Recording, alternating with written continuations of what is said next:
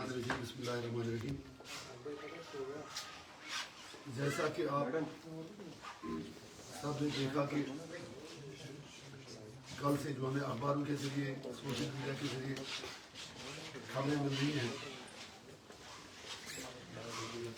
कि जो उमर साहब की सरबराही में सरकार बनी, उन्होंने अपनी कैबिनेट मीटिंग में एक रेजोल्यूशन पास किया है जिसमें सेंटर से स्टेटहुड रेस्टोर करने के लिए कहा गया है।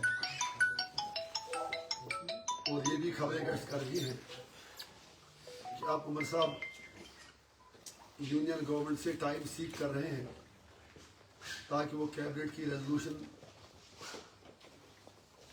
का जो ड्राफ्ट है जो है मुतालबा किया गया है सपोर्ट रेस्टोर करने का, he can put it to the central government. उनका हक है वो कुछ भी कहें, कुछ भी पास करें, लेकिन हम उमर साहब को सिर्फ ये याद दिलाना चाहते हैं कि आपने इलेक्शन 370, 35A, स्टेटहुड इन सारी चीज़ों पर लड़ा था। तो आज जो ये खबरें आ रही हैं कि सिर्फ स्टेटहुड को लेकर आपने रेजोल्यूशन पास कैबिनेट में किया है, तो it is very painful. It means a departure from the principal stand of his party। इससे साफ जाहिर है कि उमर अब्दुल्ला साहब बीजेपी के हाथों में ही खेल रहे हैं। समझ में नहीं आता उनको कोई कैसे बताए। अगर अमित शाह जी का गला सूख गया कहते कहते कि मैं स्टेटहुड वापस दे रहा हूँ, प्राइम मिनिस्टर ने भी कहा, तो उमर साहब क्यों वही चीज़ उनको आगे मांगने के लिए कह रहे हैं। अच्छी बात है वो कहें, हमें कोई ऑब्जेक्शन नहीं है, बिल्कुल हम उनके साथ हैं, लेकिन वो आधी चीज़ ही क्यों कह रहे हैं, सिर्फ वही क्यों कह रहे हैं जो बीजेपी देने को तैयार है। इसका मतलब 370 की जब बात करने के लिए वो तैयार नहीं, 35A की बात करने के लिए तैयार नहीं, तो वो एक तरफ से आई वॉश है, जिस एजेंडे पे उन्होंने इलेक्शन लड़ा उससे डिबेट हो रहे हैं, और दूसरा कुछ आंख बचोली का खेल खेला जा रहा है। सेंटर को वैसे भी statehood as per supreme court direction आज भी तो कल देना ही है। तो उमर साहब just wants to be counted in martyrs statehood की बात करके, तो बाकी जो मेन इश्यूज हैं उनसे भागना चाहते हैं। और अफसोस की बात यह है, हम उमर साहब को ये याद दिलाएंगे कि उनकी जमात का पहले दिन से ही यही वतीरा रहा है। जब मरहूम शेख साहब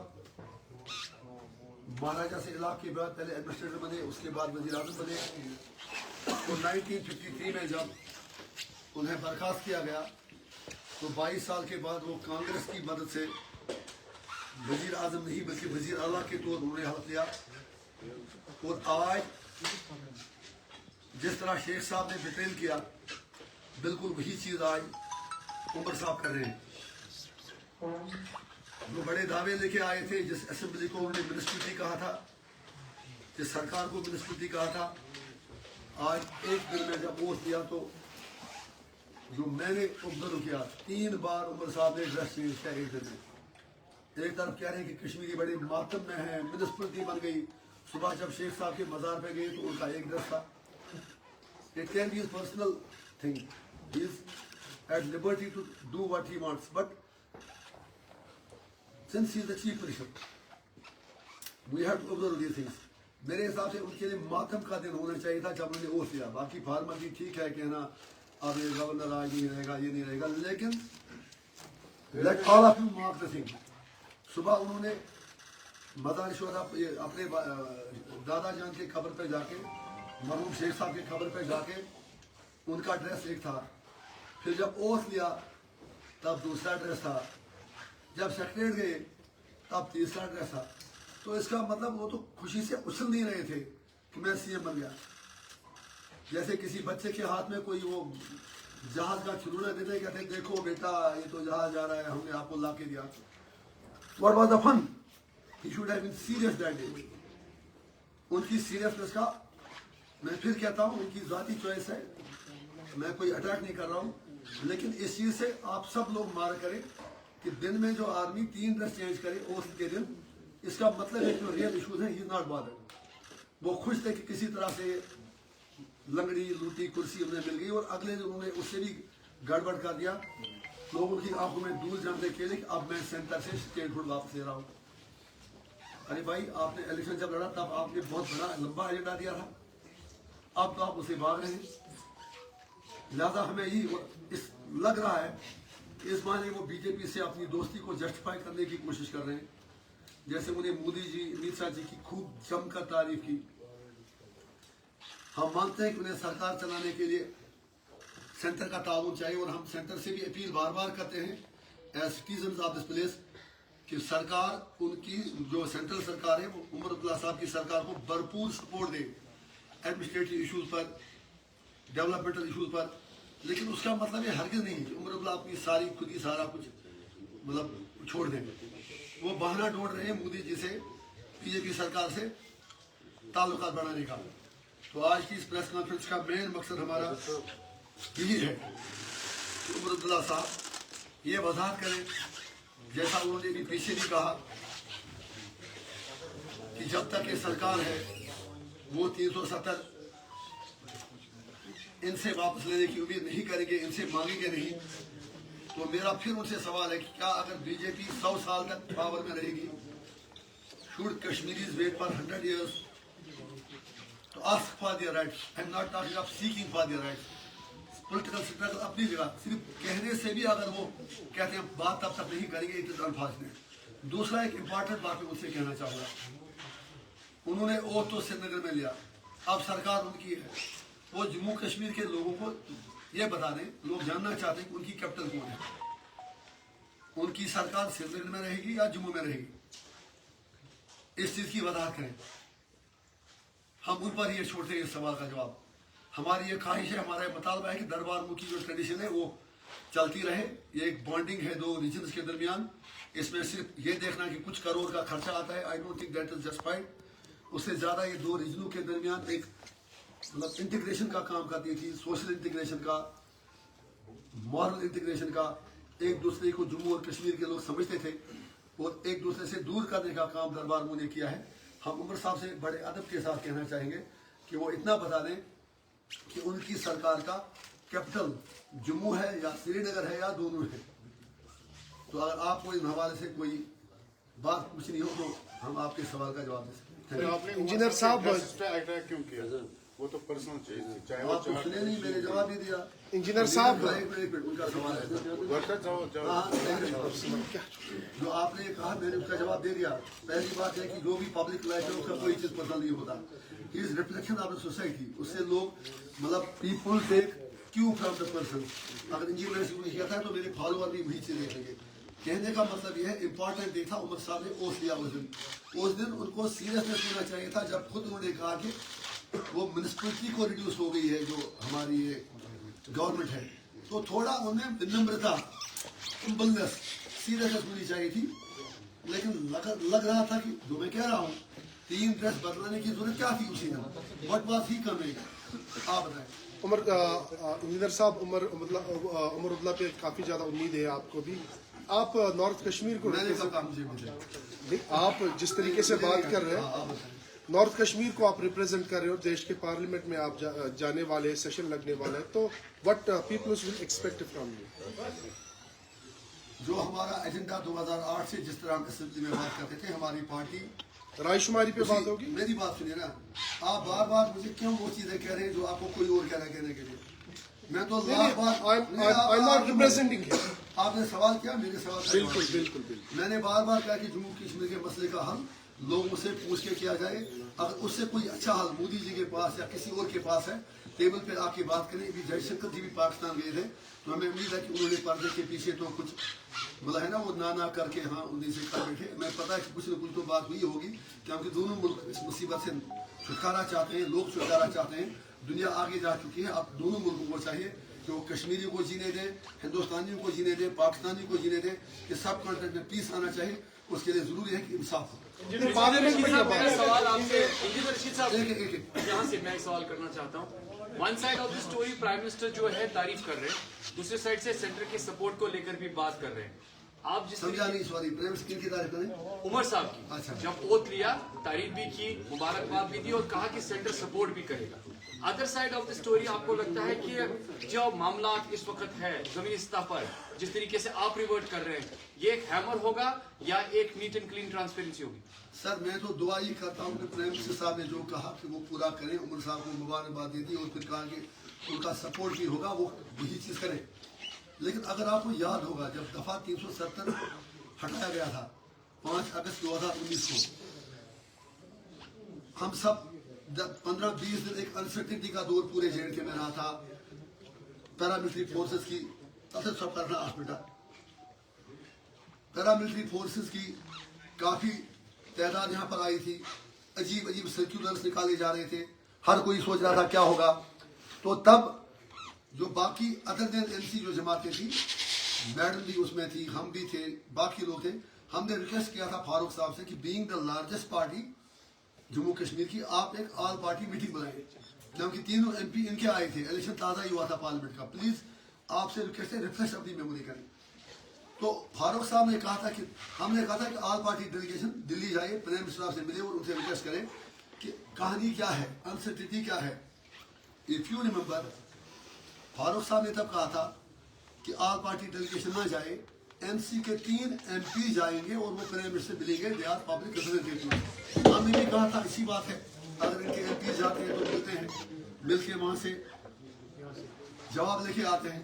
लेकिन उसके बाद जब वो मिलने गए, 3 MP नहीं गए, बल्कि हसन मसूदी साहब गए, फारूक साहब गए और उमर अब्दुल्ला साहब गए।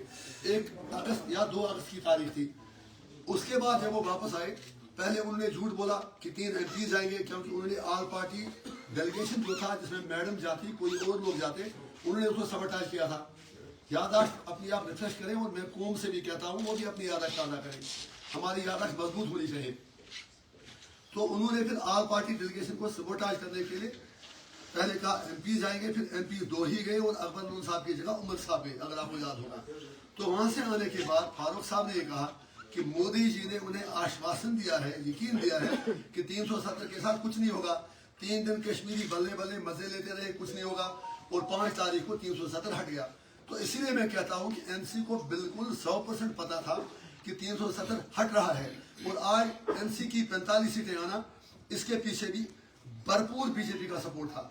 जो अब कहानी, जो अब पर्दा हट रहा है, मेरी बेल में जो प्रोसिक्यूटिंग एजेंसी है उसकी तरफ से बार बार डिले की दरखास्त, फिर मुझे बारामूला में कैंपेन नहीं करने देना, बांडीपोरा में आधे से वापस लाना, डिस्ट्रिक्ट कुपवारा में पूरा पुलिस के जरिए एक पर्टिकुलर लोगों को हेल्प कराना, ये सब आपने देख लिया।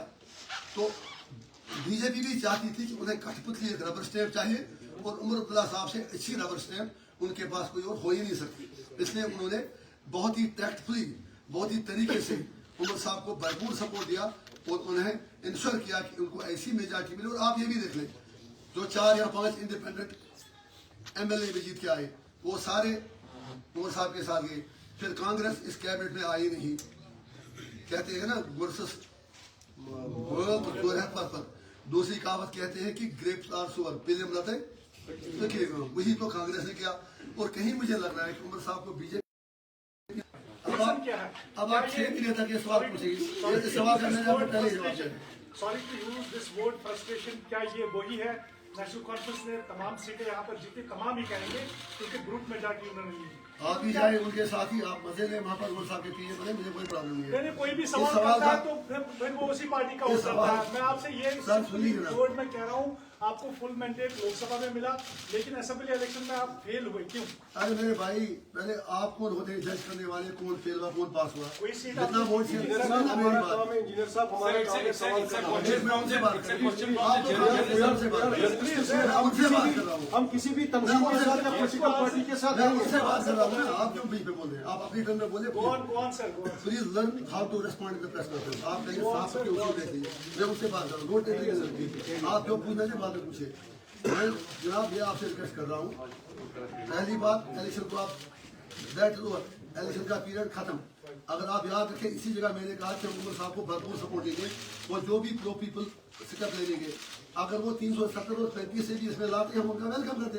तो आपका मतलब क्या ये है, या जो हमारे नागरिक है कि हम वेलकम करें उमर साहब से स्टेट हुड मांगे? स्टेट सर सुनिए ना प्लीज, स्टेट हुड वैसे भी उमर साहब मांग रहे हैं। मुझे कितनी सीटें मिलती है, उनको स्टेट कितनी मिलती है? ये सीटों की लड़ाई नहीं है, ये जम्मू कश्मीर के लोगों के बेसिक राइट्स की लड़ाई है। इंजीनियर सीट वो लोग रिजेक्ट करें ओन करें, वो लोगों का फैसला है। लेकिन आप भी राइटिंग ऑन द वॉल पढ़ लें, आप 370-35 की बात हो नहीं रही है, एक पॉइंट पर बात हो रही है statehood statehood statehood. So be fair with the people of J&K। फिर जो आपने रिजल्ट की बात की, that is separate thing. I am satisfied, हमारी नुमाइंदगी असेंबली में है, हमारी पार्टी को रजिस्ट्रेशन भी नहीं दिया और हम मानते हैं कि वो MC सजाद साहब बाकी जो बीजेपी के साथ डर पर्दे के पीछे मिले हैं, ना हमें कॉमन सिंबल दिया गया। और I won't want to repeat it time and again, आपकी वजह से कह रहा हूँ, हमारे इशू से, हमारी सीटों से इम्पोर्टेंट ये है कि जम्मू कश्मीर के लोगों के हुकूक का क्या हो।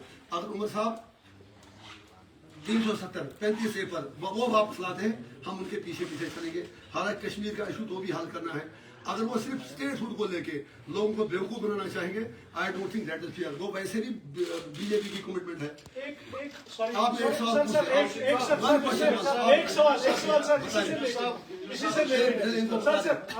आप बता रहे हैं कि मुझे याद है कि जब पार्लियामेंट मेंबर यहाँ पर तारिक करार हुआ करते थे, उन्होंने जब यहाँ पर 370 हटाने की बात की गई थी, उन्होंने एज MP रिजाइन किया था। आप में अगर वो ताकत है, क्या आप कर सकते हैं इसके लिए? आप पहले आपका सवाल ही गलत है। उन्होंने 2016 के रजिस्ट्रेशन में प्लीज उन्होंने बताया था कि अब जो अरे मेरे भाई या ये होने वाला है उसके लिए हमें दे रहा हूं। आप मेरी बात सुनिए, मुझे क्या करना है वो मैंने उनसे पूछूंगा ना, आपसे पूछूंगा। एक जो उन्होंने इस्तीफा दिया उस वक्त 2016 की रजिस्ट्रेशन थी, उसका 370 से कुछ नहीं लेना देना। आज आप तारीख करा साहब से पूछिए, अगर आप एक मिनट सवाल तो वो पूछ लेंगे, कोई बात नहीं, बात करने दीजिए। सवाल आपने अच्छा सवाल पूछा, आई वेलकम योर क्वेश्चन। अगर तारिक करा साहब ने आपके कहने के बिल्कुल 370 पर उस वक्त इस्तीफा दिया, आज तारिक करा साहब से पूछे राहुल गांधी 370 के बारे में क्या कहते हैं आप? लीडर साहब, मेरा सवाल है, आप एक साइड से कह रहे हैं कि मोहम्मद साहब की गवर्नमेंट ये स्टैंड क्लियर करेगी कैबिनेट सेक्रेटरी की जॉब में। आज उन्होंने अनाउंसमेंट किया है कि हम जो यहाँ पे दरबार को हुआ करता था उसको रेस्टोर करेंगे। आप भी वही बात कह रहे हैं, आपके बात में ताज़ा नहीं लग रहा है? बहुत बहुत बढ़िया। अगर उन्होंने ऐसा कहा, मैंने सुना नहीं, जब वो कैबिनेट का ऑर्डर निकालेंगे दरबार में होगा, I will be the first man to welcome him. Engineer साहब, आपने अभी कहा नेशनल कॉन्फ्रेंस की अक्सरियत के पीछे भारतीय जनता पार्टी का हाथ है। क्या आपको जो यहाँ पे इंतखाबात हुए वो दागली सदा है? टेक्निकल हेल्प उनकी की गई। अभी आप देखें पोस्ट इलेक्शन भी 4 सीटें जो इंडिपेंडेंट थे वो उनके साथ गई। अब उमर साहब के पास खुद की मेजॉरिटी आई, 45 उन्होंने क्रॉस कर दिया। अब तो उन्हें डरना नहीं चाहिए था। फिर अगर वाकई वो एक इंडिजिनियस मूव होता, फिर उन्हें इसके साथ 370 और 35 से भी जोड़ना चाहिए था रेजोल्यूशन पास करके। तो ऑब्वियसली फॉर गॉड सेक मैं आपसे रिक्वेस्ट करूंगा, आप एनालिसिस कर लेना। वो 4 सीट इसलिए उनके साथ गए ताकि कांग्रेस को दूर रखा जाए। और कांग्रेस ने भी अब ड्रामा चलना शुरू किया, जब तक स्टेट रूल वापस आए हम नहीं जाएंगे। अरे बाबा, आप ही ने तो मैन अटानवी को डिमेज किया। इसलिए सारा तो सर देखिए ना, राइटिंग ऑन द वॉल, सब कुछ तो आया है। एनीथिंग और थैंक यू। हो गया है।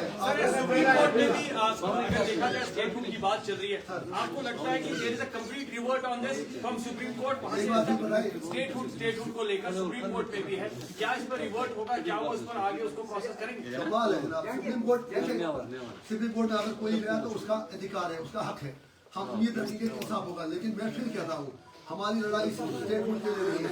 हमारी लड़ाई देखिए 370-35 की बात करके बीजेपी ने गोल पोस्ट चेंज कर दिया और सारे लोग उसके नैरेटिव में फंस रहे हैं। साहब बहुत बहुत शुक्रिया।